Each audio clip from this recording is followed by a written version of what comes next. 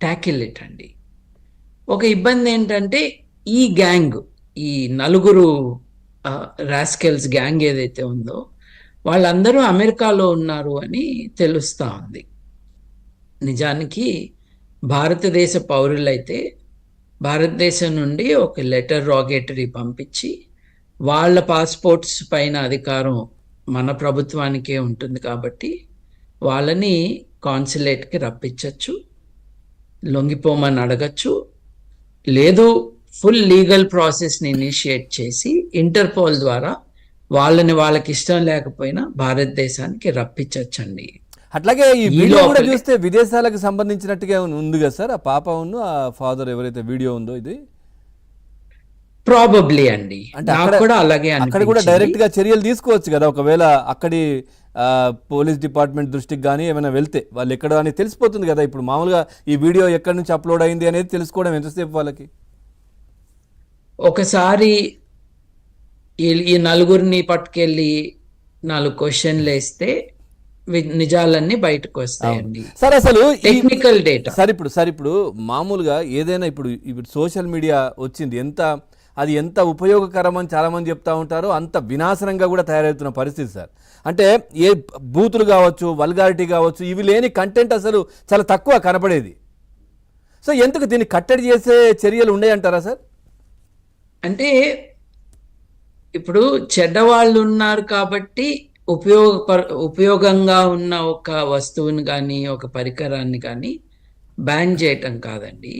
ఎక్కడైతే మీరు కట్టడి సార్, బ్యాన్ కాదు కట్టడి. అంటే ఇట్లాంటివి చేస్తే కఠినమైన చర్యలు. ఎందుకంటే నార్మల్గా మనకి ఇప్పుడు శాటిలైట్ ఈ ఛానల్ కావచ్చు, పేపర్లో వచ్చిన అంశాలకు సంబంధించి కేంద్ర ప్రభుత్వం సీరియస్ అవుతుంది, అక్కడ దీనికి సంబంధించిన చట్టాలు ఉన్నాయి. కానీ ఏంటి సోషల్ మీడియాలో విచ్చలవిడితనం, దీన్ని ఎట్లా కంట్రోల్ చేయాలి? ఇది it's grey area in the law అండి. దీన్ని కట్టడి చేయటము, రెగ్యులేట్ చేయటము, మానిటర్ చేయటము, డిఫరెంట్ లెవెల్స్ ఆఫ్ ఇన్వాల్వ్మెంట్ ఉండొచ్చు. కోవిడ్ టైంలో, కోవిడ్ ఉపద్రవం ఉన్న టైంలో అన్ని టీవీ ఛానల్స్, అన్ని సోషల్ మీడియా వారు ఈ పనికిరాని భూత వైద్యులు, లేఖి మాటలు మాట్లాడే వాళ్ళని తీసుకొచ్చి పసరు మందులు, పచ్చళ్ళు, కోవిడ్కి సమాధానం అని చెప్పటం జరిగింది. మీరు కూడా చేశారు, ఏబిఎన్లో కూడా చేశారు. దాన్ని నేను ప్రొటెస్ట్ చేసినప్పుడు మీరే మళ్ళీ న్యూస్ మేకర్ ఇంటర్వ్యూ నాతో చేసి అది ఎలా తప్పో, ఎందుకు తప్పో చెప్పించారు. ఎందుకంటే మీరు తప్పు చేసినా కూడా మీకు ఒక ఎడిటర్ ఉంటారు, మీరు దాన్ని రెక్టిఫై చేసుకోవచ్చు. సోషల్ మీడియాలో ఆ మెకానిజం లేదు కదండి. ఒక కెమెరా ఉంటే, ఒక ఫోను ఉన్న ప్రతి ఒక్కడు సోషల్ మీడియాలో కంటెంట్ క్రియేటర్గా మారిపోవచ్చు. అక్కడే ప్రాబ్లం ఉందండి.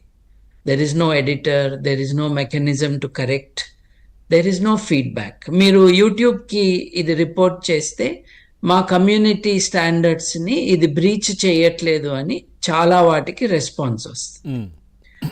So we need correction and we need damages to be collected. ఇప్పుడు ఆ బిడ్డ కానీ, ఆ బిడ్డ తండ్రి కానీ, I hope they don't know all this is happening. I hope nobody is telling them, మీ చిత్రాలు, మీ వీడియోలు వాడుకుని ఇలా మీ గురించి మాట్లాడుతున్నారు అని. ఆ బిడ్డకి హక్కు ఉంటుంది కదండి, ఒక బిడ్డగా ట్రీట్ చేయబడే హక్కు. Every child has the right to be treated as a child. నేను శాంభవి కేసులో, మన హ్యూమన్ రైట్స్ కమిషన్లో నేను నెగ్గిన కేసు ఏమిటి?